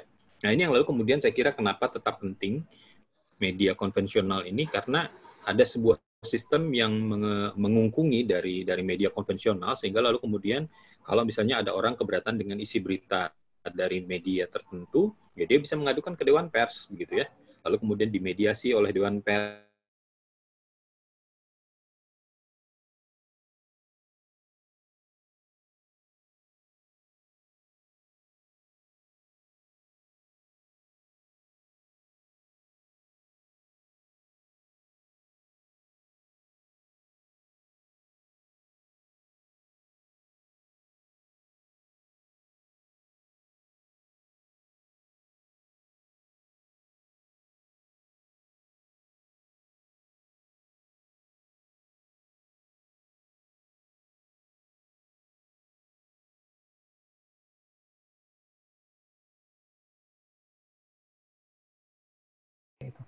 Silakan Mas. Buat saya Mas ya. Ya. Oke. Ya. Beberapa studi yang sempat saya baca di beberapa negara itu misalnya menyebutkan bahwa dalam situasi di mana sekarang berkembang digitalisasi, lalu kemudian juga aneka media sosial ada di sekitar kita, salah satu penguatan yang dilakukan itu adalah terhadap media-media lokal. Dan beberapa media lokal menjadi memiliki kekuatan baru karena si media tersebut atau pengelola media ini sangat sadar untuk menekankan lebih jauh unsur lokalitas dari produk-produk jurnalistiknya. Jadi artinya misalnya begini, bukan berarti misalnya sebuah media yang ada di kota kecil, entah di mana lah ya gitu, di Kalimantan, di Sulawesi, di Jawa sekalipun, itu kalah dengan media-media besar seperti Detik, Kompas, Tempo, dan lain-lain. Ketika dia misalnya menyajikan informasi-informasi yang relevan buat pembacanya di kota tersebut, dengan menekankan lokalitasnya gitu ya, misalnya kuliner setempat, lalu kemudian misalnya tempat-tempat wisata setempat seperti itu.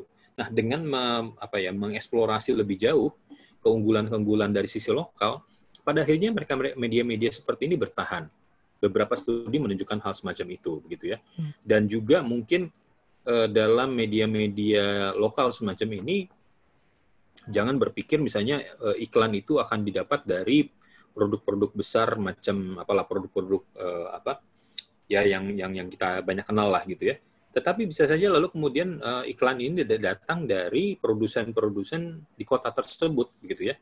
Misalnya perkebunan misalnya, atau peternakan atau yang lain-lain ya, usaha menengah gitu ya, UKM dan lain-lain semacam itu. Itu bisa digarap seperti itu. Jadi artinya menonjolkan unsur lokalitas itu bisa menjadi satu peluang untuk bisa disampaikan.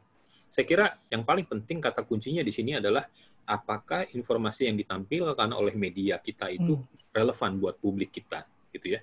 Nah, siapa publik kita? Kalau kita anggap itu adalah masyarakat di kota tersebut, di kota tertentu. Nah, bagaimana kita mengeksploitasi atau kita menggali lebih banyak apa yang menjadi kebutuhan mereka? Saya kira di sini dengan kemunculan media sosial ini sebenarnya media konvensional juga belajar bahwa bukan selalu si pengelola media inilah yang paling tahu kebutuhan dari masyarakatnya. Sebaliknya, mungkin pengelola media konvensional ini perlu mendengar apa yang menjadi kebutuhan masyarakatnya. Nah, community engagement ini saya kira menjadi salah satu kata kunci juga. Misalnya, beberapa kali perlu dilakukan misalnya survei kecil atau membuka semacam ruang untuk misalnya masyarakat untuk berpendapat begitu ya. Menurut Anda misalnya kami perlu melakukan liputan apa nih? Atau apa yang kira-kira Anda ingin Anda ketahui seperti itu. Nah, nanti kami akan mengerjakannya. Nah, hal semacam ini yang saya kira lalu kemudian akan membuat satu komunitas yang kuat di media tersebut, sehingga lalu kemudian media lokal itu juga nggak kalah bersaing dengan media-media nasional. Yang penting adalah informasi yang disampaikannya itu relevan. Saya kira itu, Mas. Ya, oke, baik, terima kasih. Mas Alvito mau jawab soal tadi media harus relevan. Saya kira ini satu pesan yang kuat dari Mas Alvito tadi bahwa memang lokalitas dari konten ini sangat punya peluang untuk kita bisa kembangkan merespons revolusi digital. Bagaimana pendapat Mas Alvito tentang pesan atau konten-konten berbobot lokal? Karena memang ini kekuatan kita di sini bahwa konten lokal itu paling tidak ke depan akan menjadi sebuah dominan menghadapi kekuatan-kekuatan katakanlah raksasa-raksasa. Saya kira itu pertanyaan untuk Mas Alvito. Saya rasa yang paling menarik adalah bagaimana kemudian cara kita untuk berpikir berbeda, karena kita selama ini mungkin ya ini otokritik barangkali buat media. Media itu punya agendanya sendiri kan yang namanya agenda setting gitu. Bagaimana media merasa bahwa inilah yang perlu diketahui oleh publik gitu. Mana yang penting dan tidak itu yang menentukan adalah media yang kemudian diserahkan disebarluaskan kepada publik. Nah, sekarang kalau dulu barangkali masih people will buy the story karena nggak punya pilihan yang banyak ya. Tapi sekarang media digital aja sudah puluhan ribu, bahkan ratusan ribu barangkali. Televisi yang gratis aja kalau kita buka di Jakarta ini mungkin ada 28 channel gitu. Artinya menciptakan diri kita relevan untuk komunitas itu menjadi penting menurut saya. Kalau misalnya bicara kelokalan, bagaimana kemudian wajah media kita merepresentasi wajah komunitas yang kita miliki. Jadi ini back to square one lagi kan, karena sejatinya kan media itu ada untuk menjadi wakil dari publik. masuk ke era industrial, kemudian media kemudian membuat apa saja yang laku dijual gitu ya. Ngikutin pola kapitalistik industrial dengan jumlah banyak dan lain sebagainya. Akhirnya mereka membuat apa saja yang penting laku dijual gitu ya. Barangkali sekarang kita harus kembali lagi ke titik nol bahwa media hadir untuk merepresentasi publik yang dia wakili. Nah, sekarang kita harus tahu dulu publik yang diwakili siapa, komunitas yang ya kalau misalnya kita kembali ke lokal berarti kan masuknya ke skala komunitas gitu ya. Bagaimana kemudian ini menjadi relevan. Jangan lagi kemudian gara-gara kita masuk lokal berharap uang yang cukup, akhirnya kita merepresentasi Pemda ketimbang merepresentasi masyarakat yang ada di wilayah tersebut gitu. PR-nya memang berat sih menurut saya. PR-nya memang berat, tidak semudah membalik telapak tangan. Kita bisa diterima oleh komunitas, belum tentu iklan bisa masuk gitu ya. Atau kemudian kita kembali lagi ke zaman nol di mana media ada karena partisipasi publik gitu ya. Ya nggak bisa ngomong industri lagi, kita nggak bisa ngomong semangat kapitalistik untuk mendapatkan laba banyak.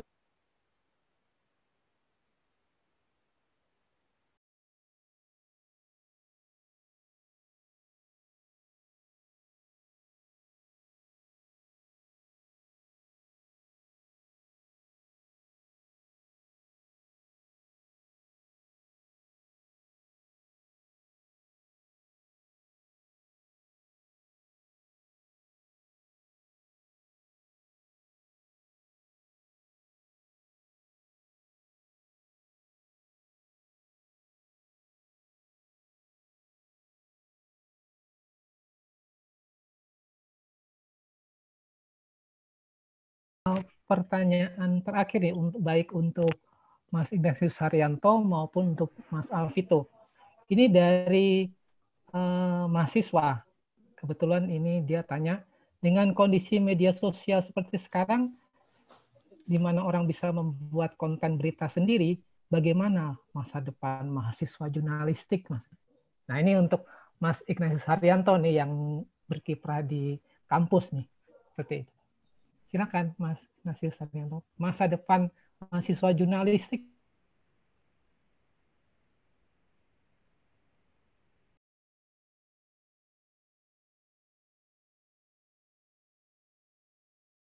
Nanti formatnya berbeda. Kalau Anda masih ingat film Harry Potter gitu ya, kalau Anda ingat satu bagian, dan yang sampai saya sih selalu ingat bagaimana bentuk koran di zamannya Harry Potter. Itu kan apa istilahnya ya, augmented reality gitu ya, yang lalu kemudian fotonya bisa bergeser-geser sendiri, kita bisa scrolling gitu ya, jadi tidak ada tampilan secara fisik, tetapi lalu kemudian bisa muncul secara augmented reality semacam itu. Who knows, mungkin itu adalah masa depan koran ya. Koran dalam arti ini bukan lagi sesuatu yang katakanlah terbentuk dari media cetak, tapi formatnya mungkin kemudian bertransformasi ke yang non fisik bahkan begitu ya. Bisa saja lalu kemudian pendistribusian lewat cloud, misalnya orang berlangganan cloud kepada media-media tersebut, dan lalu kemudian di-drop setiap hari, tinggal lalu kemudian orang bisa mendownload dimanapun, misalnya seperti itu, gitu ya. Jadi jangan takut bahwa Anda sebagai mahasiswa jurnalistik merasa tidak punya lagi pekerjaan, begitu ya. Saya kira justru sekarang ini misalnya kemarin saya baca berita, jurusan komunikasi UI itu menjadi jurusan yang paling diminati. Rasio peminat dengan jumlah bangku yang disediakan itu yang paling tinggi dalam rumpun ilmu sosial ya. Artinya apa? Artinya bahwa peluang itu masih ada. Dan saya kira juga mungkin ini pertanyaan berikutnya adalah, ya Anda diajari apa di kampus gitu ya? Apakah juga Anda mengikuti perkembangan yang ada nggak? Kampus mengikuti nggak perkembangan yang bergerak dengan sangat cepat ini begitu ya? Apakah Anda juga diajari nggak misalnya untuk memadukan kalau misalnya di kampus kami itu ada satu mata kuliah namanya multimedia storytelling gitu ya. Jadi bukan lagi misalnya tanda kutip semata-mata penulisan feature, penulisan straight news ya, fotografi, itu semuanya nyampur. fotografi, film pendek, tulisan gitu ya, itu semua nyampur dalam yang namanya sebagai multimedia storytelling seperti itu ya. Jadi artinya kampus sendiri pun juga harus mengikuti perkembangan situasi yang di dalam industri ini juga berkembang dengan sangat pesat begitu ya. Dan saya kira misalnya orang seperti Mas Alvito dan juga teman-teman yang lain pasti tidak akan sungkan kalau diundang ke kampus berbagi pengetahuan, berbagi pengalaman di industri pada saat sekarang, seperti apa perkembangannya, dan lalu kemudian mahasiswa lulusan jurnalistik itu yang dibutuhkan tuh yang kayak apa gitu ya. Saya kira itu. Terus kemudian itu ya, saya kira. Ya. Oke. Baik, terima kasih. Untuk Mas Alvito ada pendapat? Tadi ada pendapat dari Mas Ignatius Haryanto. Iya, kalau menurut saya sih jurnalisme akan tetap ada selama dia relevan ya. Artinya selama dia relevan memberikan nilai tambah buat publik. Menjadi wahana yang paling efektif untuk konfirmasi dan verifikasi. Kita kan nggak yakin tentang apa yang terjadi di sosial media.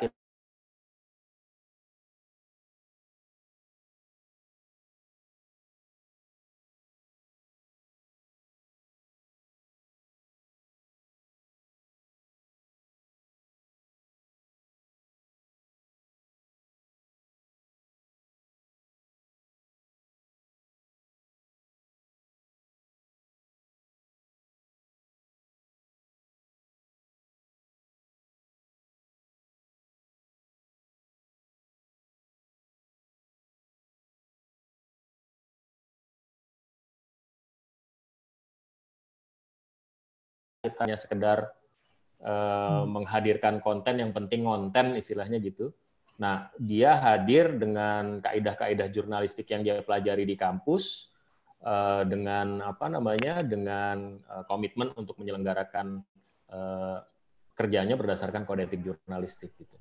Saya rasa kalau selama masih ada media yang memberikan manfaat, publik merasa mendapatkan manfaat lebih daripada hanya sekedar hanya sekedar bahan bacaan atau bahan tontonan atau medium untuk didengarkan, saya rasa sih jurnalisme akan tetap relevan gitu. Selama dia akan tetap ada selama dia relevan, memberikan value added, nilai tambah.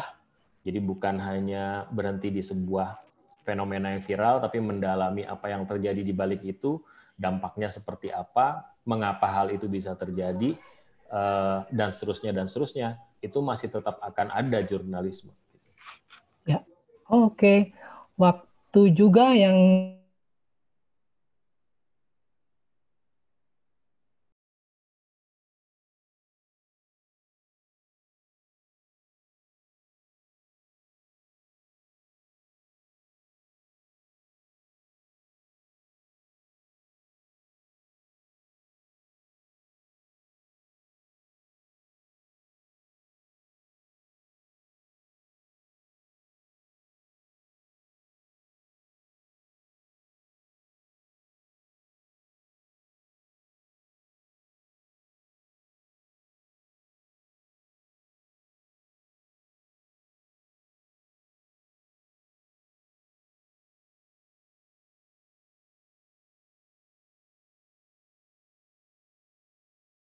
pembicara yang cukup punya kompetensi, masing-masing Mas Alvito Dianova dan Mas Ignatius Haryanto. Banyak terima kasih kepada dua pembicara. Terima kasih atas kesempatannya. Sebuah pembicaraan yang menarik. Kita kasih aplaus untuk kedua pembicara. Banyak terima kasih. Selamat sore. Selamat sore, Mas Ari. Yo, Alvito, thank you. Terima kasih, Mas. Sama. Ya, terima kasih semuanya. Kita foto bersama atau gimana? Oh, mau foto bersama? Kita foto bersama dulu ya. Mengakhiri sesi. Okay. Sebelum mengakhiri sesi virtual kelas ini, kepada para partisipan bisa menyalakan dulu videonya dan memastikan wajahnya sudah terlihat di kamera. Di layar komputer saya ada 4 jendela Zoom. Saya akan coba screen capture dari layar yang pertama. Untuk layar pertama, 1, 2, 3.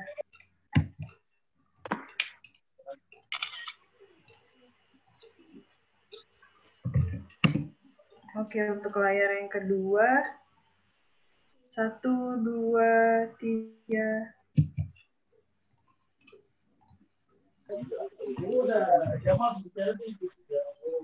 Layar ketiga. 1, 2, 3.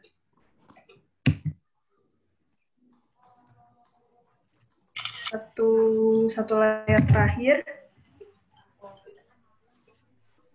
1, 2, 3. Oke, sudah semua, Pak. Oke, terima kasih. Sampai jumpa. Terima kasih. Sampai jumpa. Terima kasih semua. Salam. Oke, Pak sudah ya. Arif, sehat-sehat, Pak. Terima kasih semuanya. Ya. Terima kasih semua. Halo. Sehat. Terima kasih hadir. Ya, ya. Ya, makasih Mbak Indri. Terima kasih semua. Ya, terima kasih. Mas Ari, terima kasih. sama Mbak Riri. Ini saya Thank keluar. you. ya. Makasih semuanya. Enggak mau. Oh, Bung Alvito masih Makasih pantau ya. Terima kasih. Sudah bicara. Terima kasih. Halo, Bos Salmon. Mas Wahyu. Aja sebentar. Apa kabar? Apa kabar? Terima kasih. Semuanya. Pak Ari. Terima kasih banyak. Ya, terima kasih Mas Renan. Selamat untuk kuliah S3-nya Pak Ken. Ya, terima kasih Pak. Sudah mulai kuliah. Anita, terima kasih. Indri. Terima kasih semuanya. Buat laluan ya Mas.